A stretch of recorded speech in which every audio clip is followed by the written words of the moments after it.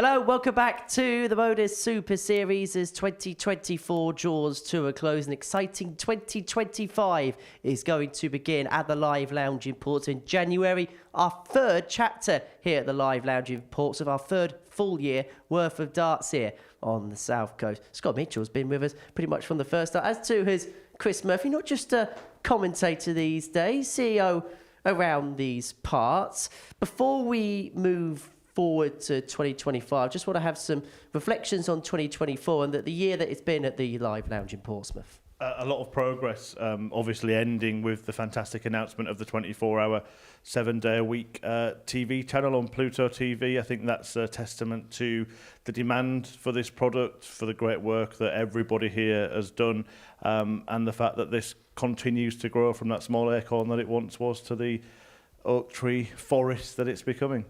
What does a 24-hour, 7-day-a-week darts channel entail? It means locking Henry Deacon in the building to start with. It entails a lot of hard work in getting off the ground. Obviously, as you guys know, what goes on in the background with the expansion of our social media and content creation team, because we don't want the channel just to be replay after replay after replay of the same thing. So we have obviously a lot of live content, which is fantastic. 6 days a week we continue to be live. Extra events like the influencers events and the ADC events that we've been having, but also some really good quality darts content. You've seen the On the Hockey series, interviews, fun challenges and stuff on the stage, and plenty of chats like this as well. Scott, we'll talk about the future in just a second, but I want to get your thoughts on the progression of this place. I mean, we're currently in a purpose-built studio. You look at the stage, the throw, the acoustics, the lights behind us. We've both been here from pretty much the first start in Portsmouth, and it is night and day the difference between when we started to the point we've got to now. Yeah, absolutely. And for darts as a whole, it's just a most amazing thing to have, and the way that it's developed players and what have you. It's just such a great thing. But the place itself is, I keep saying it's the best place I've ever thrown a dart. It's designed for dart players to play their very best darts. It's designed for us to then catch those very best darts with all the camera work and all the production team. And then we get that out there on the socials. There's nowhere else like it. We are unique and the best at what we do. Because you're so good at this job, sometimes you actually forget that you're still an active player on the circuit. How do your fellow colleagues, fellow players perceive this tournament? Look, everybody I see is starting to get a place like the Ali Pally or Lakeside. Everybody wants to come and play in the Live Lounge at Portsmouth. So it's becoming an iconic venue for every player, and they're setting their dreams out to want to come and play on this amazing stage. Well, those are reflections on the past, but there's very much an exciting future here at the Live Lounge in Portsmouth. 2025 is set to be the biggest year yet for the MODUS Super Series. We kick off the year with a couple of specials weeks. We kick off with our second Women's Week, as well as the first League of Legends Week, which is going to involve some eye-catching names. More on that in a moment. We're going to see another couple of double troubles. We're also going to see a couple of international pairs weeks, as well as a Rising Stars Week in the middle of August. It all comes to a head at the end of the year with a Champions Week and then the ADC Global Championship coming back to the South Coast, and that will culminate on Sunday, December the 21st. And it's such a cosmopolitan field, Murph, when you look at it. I mean, in the past, I suppose one of the criticisms was it was just one continuous cycle. You finish one 13 weeks, going to another 13 weeks, to another 13 weeks. But you look at the calendar, there's so many different things to look forward to. Absolutely, and I think it kind of started with a problem that we saw as an opportunity, which was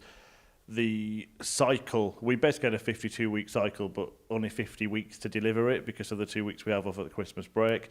And it meant that we would always cross over in Q-Score, so you would get a Champions Week each year where it's quite possible that half of the champions wouldn't be able to play because they then gone on to achieve tour cards in the PDC. So that problem became an opportunity, and we introduced the specials weeks this year in order to make sure that the Champions Week finished by the end of December, and then we could bridge that gap and start a new series next year after Q-School had finished, so we had our full quota of players that were available, and we're able to do that. And next year, as you can see, a few more specials weeks, and crucially specials weeks slotted in halfway through the series just to get that little bit of a breakaway, so there's something different to watch, something interesting to watch, and more opportunities for players to play in different formats and different things. In terms of the two specials weeks or formats that we used this year, the Double Star and the Women's Week, were they the easy ones? Because we read social media and obviously we've been engaging with people and viewers, and that always felt like the two that people wanted to watch. Yeah, and it showed in the figures as well, a really good spike in viewing figures when those weeks happened, particularly the opportunities we had with the women for Fallon and Sherrick and Bo Greaves to play each other, although neither of them won that week. Fair play to Ryan O'Sullivan, fantastic in winning that week. And the double trouble, well, Scott can tell you about that because he played in it and I think forgot to start on a double at one point, didn't you, Scott? But yeah, I think that is fraught with danger and you just get so much excitement at the beginning and end of every leg. And also, we had the best of 5 format for the double star. How did that change? How did you feel playing in that double trouble event?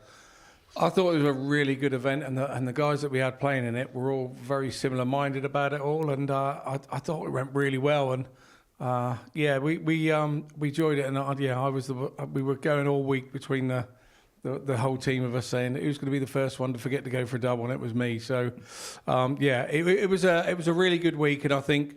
To use it to break up the consistency of the Super Series, I thought was a genius idea, and now we've got some more weeks coming like that, so we've got some more interest, and I think that's a really great idea as a player's point of view.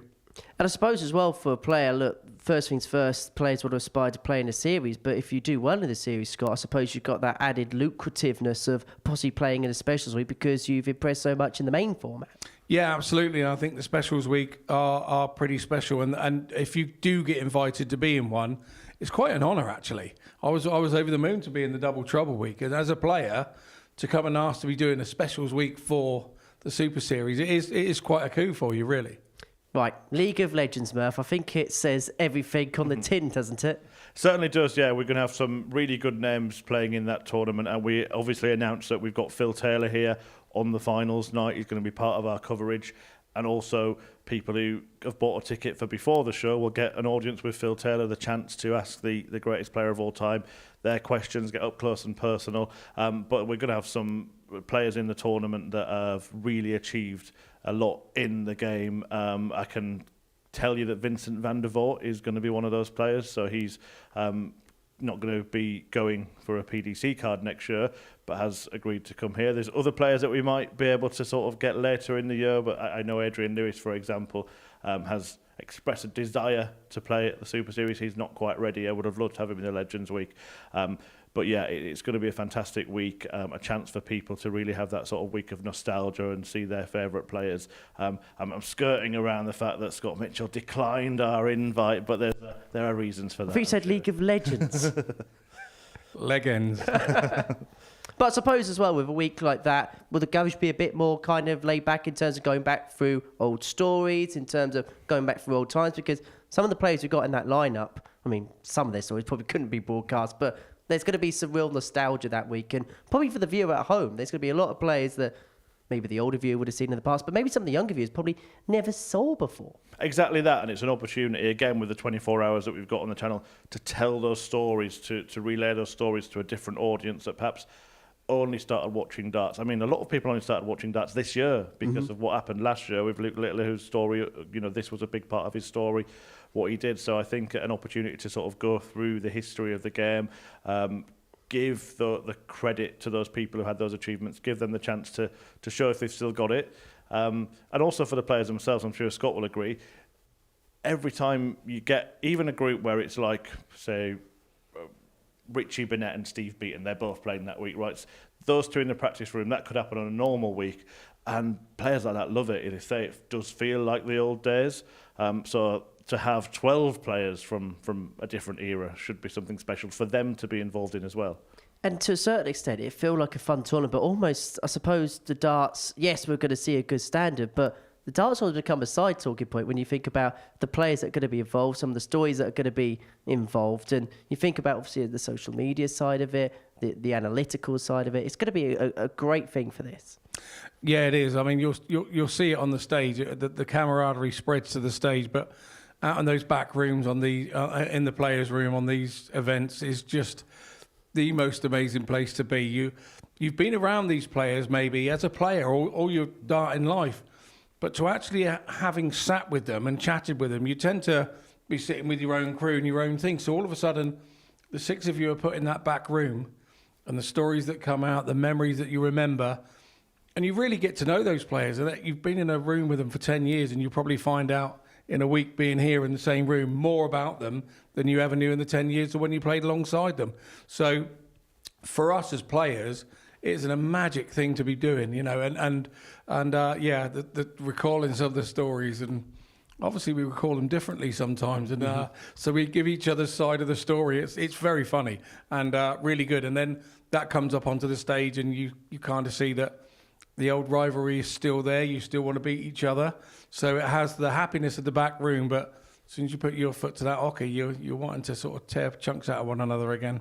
The flame well and truly lit. A couple of other new events that are going to be added next year. Let's talk about the international pairs. So a doubles tournament, kind of akin to the World Cup format. Yeah, very, very similar. That is the other one. You said the two easy ones were the Women's Week and the Double Trouble.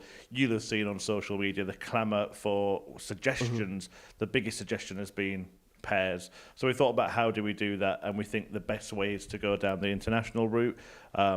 And have a kind of, I guess, a similar thing to the World Cup, a different format. Obviously, it'll take on the Super Series format. And I think the dynamic of pairs darts is very, very watchable, very interesting. The PDC obviously recently made the decision to make the World Cup of Darts all pairs rather than have the individuals match at all, and I think that's something that's been really successful. So to have a week of it here, 104 matches, and we're going to do that twice, by the way, and get players from around the world. We're not just talking about, you know, home nations here. We're going to have pairs from Australia. We're going to have pairs from the US. And really make it into an event that people are really looking forward to. And the amount of players that have got in touch and put themselves forward, can I play with him? Can I play with him? And we've had to say, look, we haven't done the selection yet. Everyone's interested in this. Couple of follow-ups.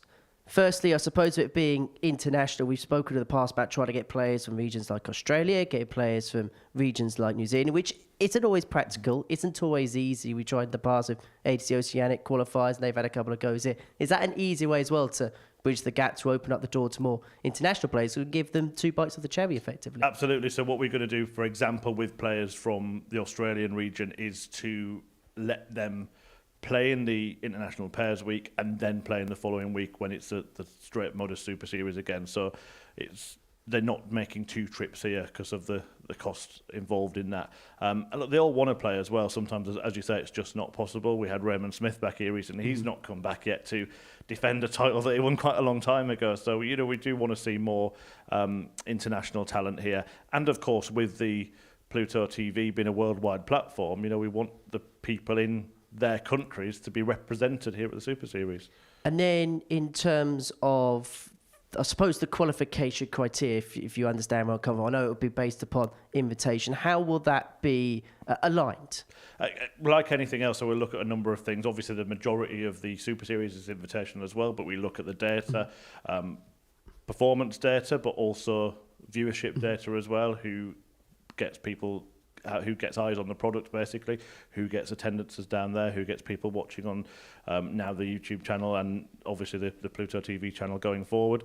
So I think it's a combination of profile but also performance. As an England captain, Scott, how would you look ahead to, I'm trying to get you the free invite there, aren't I? But how would you assess this International Pairs Week?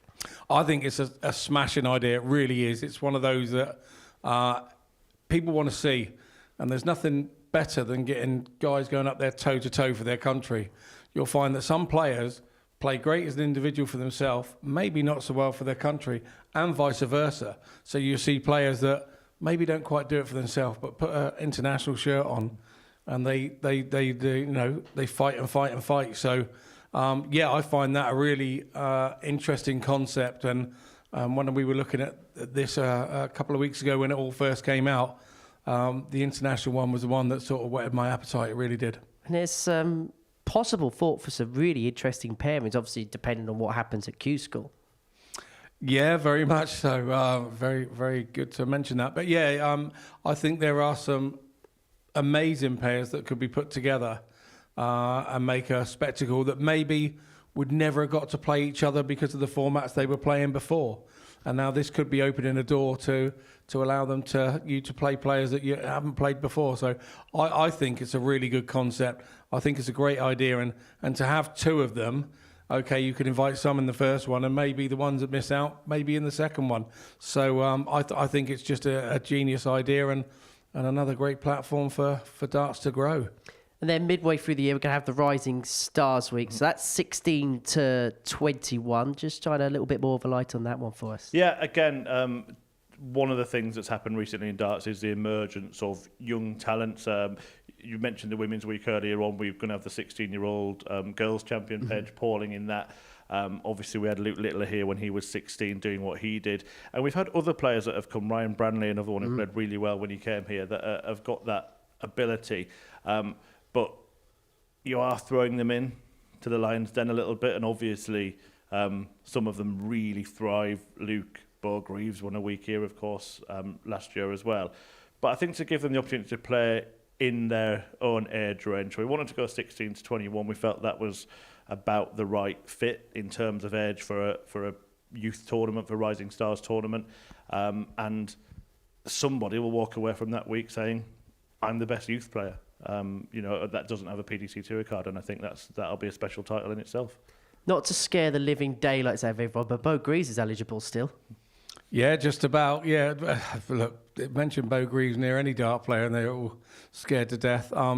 Yeah, what a great thing a Rising Stars event would be, and as Chris rightly says, there's some that we all know about, but it'd be lovely that we get the guys out here that maybe can't afford to do some of the development tour, maybe can't afford to do some of the tours that you see that are there for the youth, but we know they're good and we know their numbers are good. So if we can get them here, wow, what an opportunity for them, and what a great sort of springboard for us to be showing new talent to the world. That's the only one he's not tried to talk himself into for some reason. Yeah, I'm not under 21 yet.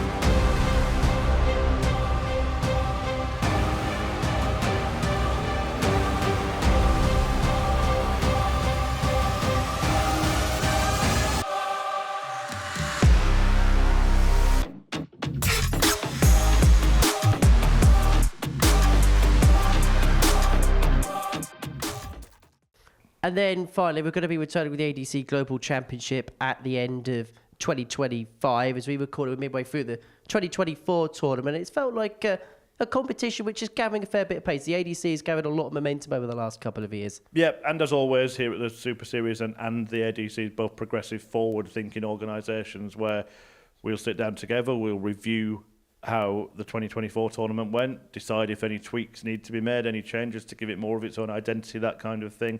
But I think the standard has been fantastic. If you compare it, because it is played over the same format as a MODUS Super Series week until that Grand Finals day, I think if you compare it to most MODUS Super Series weeks, it's been up there.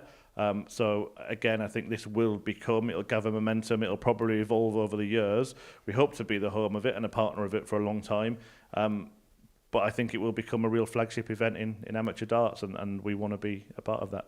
And I suppose it was important for the ADC as well. We see what they've done in terms of a tour, in terms of the vaults, in terms of what it's done at a bit more of a grassroots level. But I suppose, like any organisation within the sport, it needs to have its end goal tournament.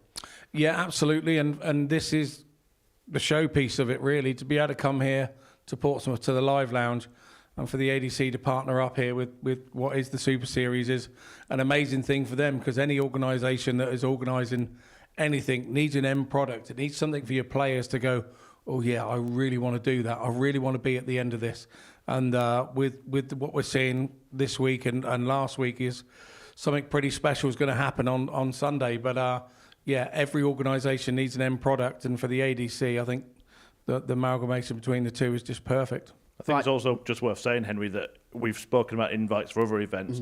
It's worth just reiterating that point that we still do have 4 ADC qualifiers every week at the MODUS Super Series as well. So while, yes, this is predominantly an invitational tournament, the Super Series and all the specials weeks and that, the ADC Global Championship and those qualified spots in the regular week you have to qualify for what the ADC partnership with us does is says to every amateur dart player out there, if you're good enough, you can make it, you can be part of it. And look what it's done to the likes of Tom Sykes. Yeah, massive for the likes of Tom Sykes. There's dozens and dozens that has been, and obviously we've had many go through the ADC and then go on and get a tour card. And that's the thing for me, that we try to, as players, all we want is opportunity to be able to show what we've got. If you believe in yourself, you just need a platform to be able to go and show everybody and show off, if you like, of what you've got.